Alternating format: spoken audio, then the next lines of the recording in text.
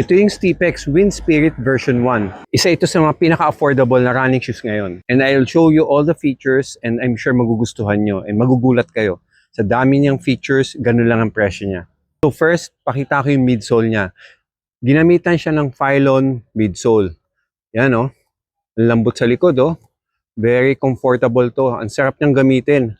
Okay, harap and likod, naka-Phylon midsole siya. Very comfortable siya. Ginawa nilang wider yung base kaya very supportive and stable yung shoes pag tinatakbo natin ng mabilis. Second, yung uppers niya. Ang ganda ng uppers niya for its price.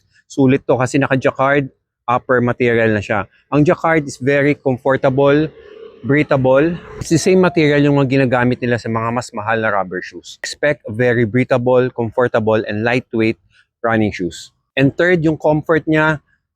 Sa uppers, tignan nyo yung heel collar niya. Well padded yung likod, kaya very comfortable kahit sa mga long run. Okay? Tapos, ang ganda sa tongue niya, kahit hindi siya sobrang padded sa tongue, comfortable pa rin. Kasi maganda yung material na ginamit niya. Okay? Ganito yung klaseng material and design yung ginagamit sa mga mas mahal na running shoes. Okay? Para siyang pang race ang design niya. Okay, very minimal pero at the same time breathable dahil madaming butas yung tongue niya and at the same time comfortable yung design. Kahit manipis siya, hindi siya masakit sa paa. Napansin ko kahit hindi siya gusseted yung tongue, hindi rin naman siya gumagalaw kahit anong bilis ng takbo ko. Kaya okay yung design niya dito. And then yung heel counter niya, maganda yung pagiging matigas niya. So very stable and hindi sasakit yung heel natin kahit anong takbo nating bilis or layo. And yung outsole niya, very durable. Ang kapal niya, no? Okay, 4mm yung kapal niya, sinukat ko. So very durable, grippy, at the same time, makapit siya sa mga basang kalye. Kahit malumot, na itakbo ko to. Yan, medyo may lumot pa yan. Yan, makapit siya actually. Okay, kaya maganda yung design nitong outsole nito. Mukhang tatagal talaga, matagal maupod eh.